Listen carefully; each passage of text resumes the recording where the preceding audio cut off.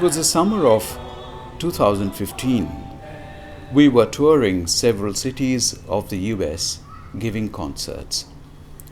One hot afternoon, as my daughter and I were walking the streets of Pittsburgh, we saw a building in front of us with the inscription, "The First Unitarian Church of Pittsburgh, established 1904.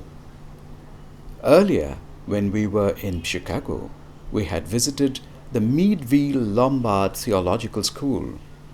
As members of the Brahmo Samaj, we were curious to note the affinities the Unitarians have with the Brahmos. While talking, Lee Barker, the director of the institute, mentioned that Rabindranath Tagore had written hymns for the Unitarian Universalists, and now we were at last standing in front of a Unitarian church. Curiosity drew us to the closed door of the church.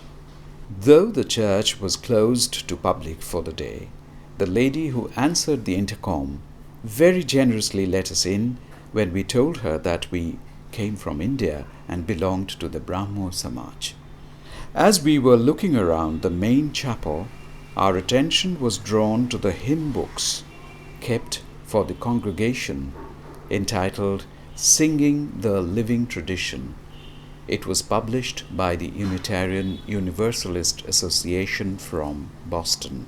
While browsing through the pages, we discovered 3 songs complete with notations, the lyrics of which were acknowledged to Rabindranath Tagore.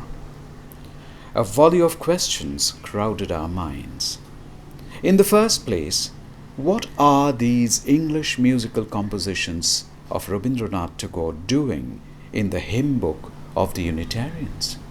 Secondly, even after more than 7 decades of his death, very few people know that the Nobel laureate from Bengal had actually composed songs in English which have Western tunes.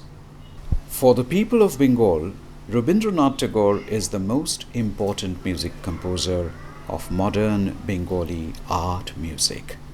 However, that he also composed songs in English language in the Western musical idiom is hardly known. To answer these questions, we shall have to delve into the history of the connection between the Unitarians in England and America and the Brahmo Samaj in India. There are numerous strings in your lyre.